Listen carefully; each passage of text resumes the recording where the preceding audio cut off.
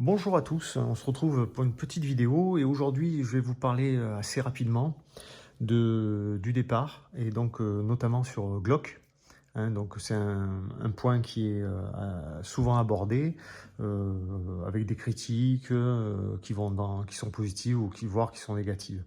Donc il s'agit d'un 19X, donc Glock on va dire de génération récente, mais il faut savoir que le principe du départ est quasiment, on va dire, le même sur tous les Glock de toutes les générations, bien qu'il y ait eu quelques modifications entre-temps, mais le fonctionnement, on va dire, général est exactement le même. Donc, j'ai démonté sommairement le pistolet pour que vous puissiez bien voir comment ça se passe. Donc, au niveau de la culasse, vous pouvez voir là qu'on a le téton du percuteur. Voilà, donc vous voyez que on sent bien le ressort.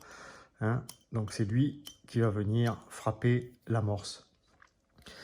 Et donc, sur la partie de la carcasse, c'est là où nous allons retrouver le système de départ. Alors, comment ça fonctionne? Donc vous allez voir que on a en fait le percuteur qui va se retrouver, qui va venir s'accrocher ici. Vous voyez la petite pièce là, il va venir s'accrocher là. Et à mesure que vous allez appuyer, donc on va essayer, je pense que vous devriez normalement le voir. Donc vous voyez l'endroit où il vient s'accrocher. Et à mesure que vous allez appuyer, je vais y aller progressivement. Vous voyez la pièce, regardez, qui va s'abaisser. Elle glisse, elle glisse, elle glisse. Et tac, elle vient s'abaisser. Et quand elle est basse, ça libère le percuteur. D'accord? Donc, là, maintenant, je vais démonter cette partie pour vous faire voir exactement de quoi on parle. Donc, on va enlever la goupille centrale en métal, la goupille arrière en plastique qui est là, tac, ce qui va nous permettre de libérer, voilà, ça, on va retirer le blocage, la pièce en acier pour bloquer le canon, la sécurité, et on va retirer ça. Donc, vous avez bien compris que quand l'arme est prête à tirer, donc on a la pièce du dessus, où le percuteur, le téton du percuteur vient s'accrocher dessus, et à mesure qu'on appuie, la barre de transfert va faire, regardez, va coulisser. Vous voyez là, l'angle à ce niveau là, va coulisser, et donc de ce fait, va faire baisser l'accroche. Quand l'accroche jusqu'à la libération du percuteur. Et ensuite, voilà, ensuite ça revient comme ça. Et quand vous relâchez la détente, vous allez entendre le clic. Regardez ici, là. Clac, c'est le reset. Dès que vous entendez clac, c'est que c'est le reset. OK? Donc, vous comprendrez que maintenant que vous avez vu comment ça fonctionne, on va se dire comment on va améliorer ça. Donc, il faut savoir que la barre de transfert, elle, il n'y a rien à toucher. Alors, il y en a certains qui la polissent, etc. Donc, je vous dis honnêtement, quand vous voyez les frottements qui sont à l'intérieur de la carcasse, il n'y en a pas. Donc, vous pouvez toujours voir, vous mettez du marqueur de couleur dessus, vous le montez, vous faites cycler plusieurs fois, et puis après, quand vous démontez, vous voyez s'il y a des frottements, et éventuellement, vous pouvez légèrement polir, mais honnêtement, ça ne sert à rien. Ce qui peut être utile, c'est de polir ici, le petit aileron de requin, là. Le dessus, l'arête, vous le polissez bien. Ça, c'est ce qui va venir enfoncer la sécurité de percuteur. D'accord? Tant que c'est pas enfoncé, le percuteur ne peut pas sortir de la petite fenêtre.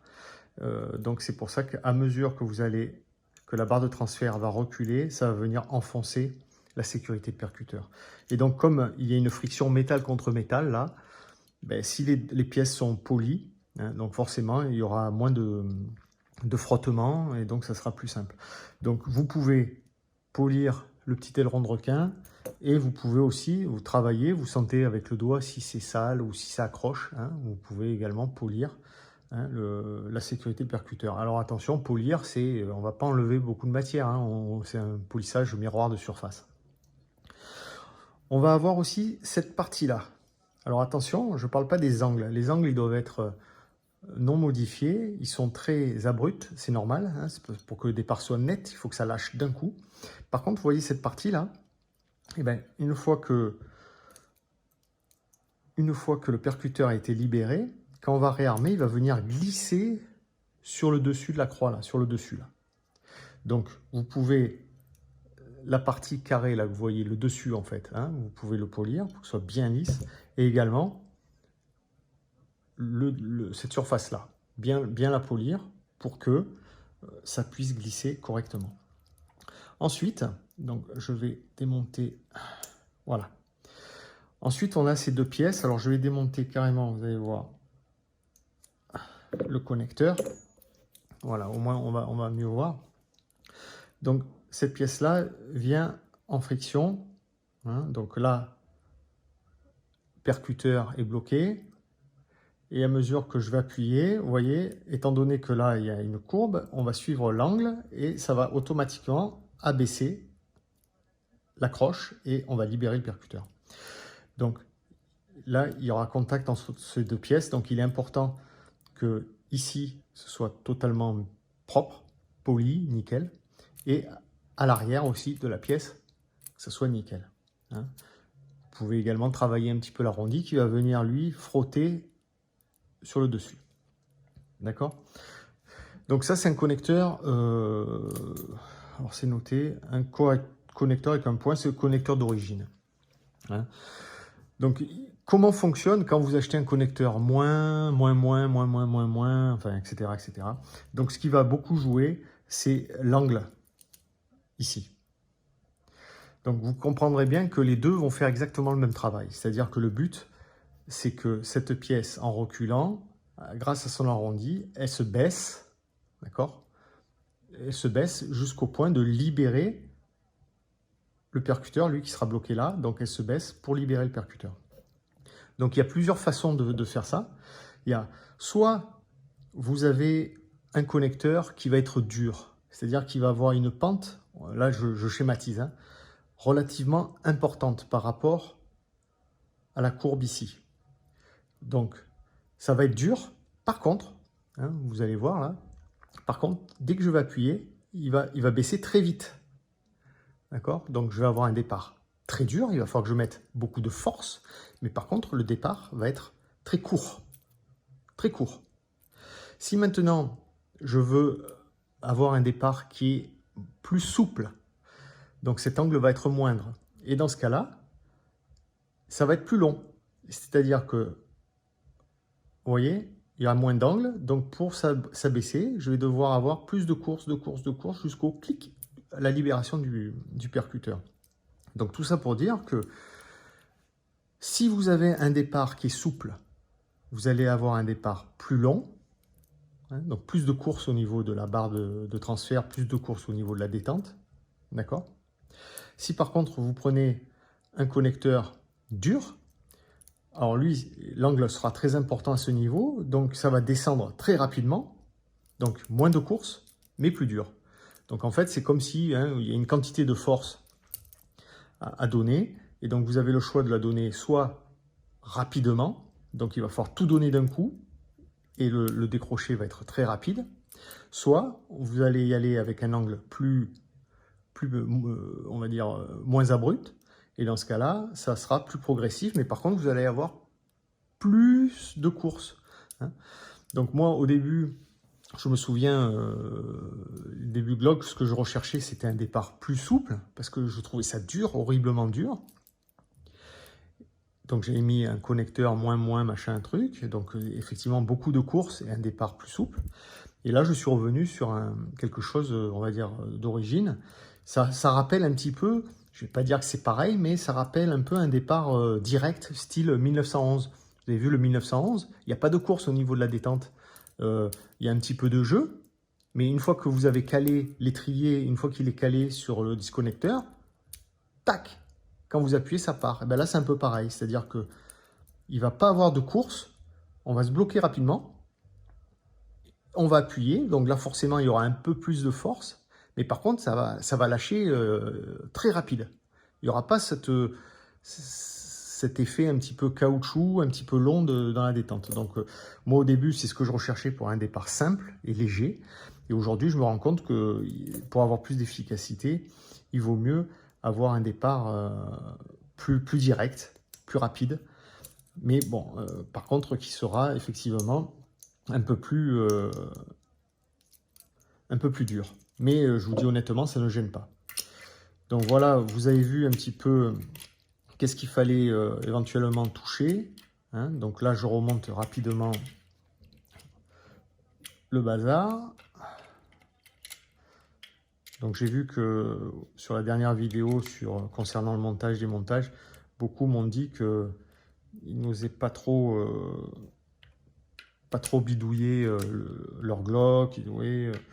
Alors je vous dis honnêtement, vous avez vu, c'est rien à faire. Hein. Je ne vais pas dire que vous le faites les yeux fermés, mais pas loin. Vous ne pouvez pas faire vraiment vous pouvez pas faire de bêtises. C'est très très simple. Donc vous pouvez y aller, ne serait-ce que déjà pour le démonter, pour voir comment c'est fait, et puis après. Alors, et donc voilà. Donc là vous voyez qu'on a une pré-course qui est vraiment, voilà, j'arrive sur un point dur. Voilà. Donc c'est facile, hein. Dès que en fait vous êtes doigt hors pointé, et au moment de vouloir déclencher le tir, vous appuyez direct, vous arrivez, voilà, vous effacez la sécurité, vous arrivez sur un point dur. Et sur le point dur, j'ai plus qu'à légèrement appuyer et tac, le coup il part. On n'a plus ce côté spongieux, mou. Alors effectivement, c'est plus souple, mais par contre, c'est long, c'est long, c'est long, c'est long. Tandis que là, tac. Donc, tac. Et on va entendre le reset. Tac, vous voyez? Tac. Donc voilà.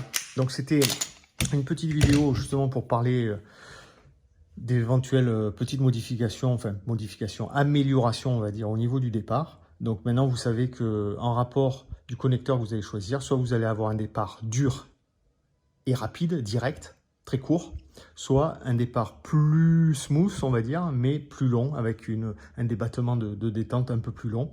Donc ça, c'est à vous de choisir. Pensez à polir les petites pièces qui vont bien, et entre le connecteur et la barre de transfert, hein, vous avez les deux parties métalliques qui viennent se frotter. Pensez à mettre une petite goutte, mais vraiment une micro-goutte d'huile, hein, voilà, hein, pour bien que ça glisse. Hein, donc, une fois que vous avez fait ça, vous avez une arme qui est franchement très plaisante à utiliser et ça ne vous posera plus aucun problème. N'hésitez pas, si vous avez des questions, à poser des questions, hein, parce que je suis allé un petit peu vite, mais bon, ça ne servait à rien non plus de rentrer dans les super méga détails, puisqu'il y a beaucoup de choses à dire, mais bon. Après, il faut trouver les personnes qui sont prêtes à les entendre. Hein. Donc, si vous avez des questions, n'hésitez pas. Si je ne peux pas vous répondre, je vous le dirai quand même, hein, parce que j'essaierai de trouver... J'ai pas toutes les réponses, mais je ferai en sorte de trouver les informations pour pouvoir vous éclairer le mieux que je peux. Voilà. Je vous souhaite une bonne journée. Je vous dis à très bientôt. Bye bye.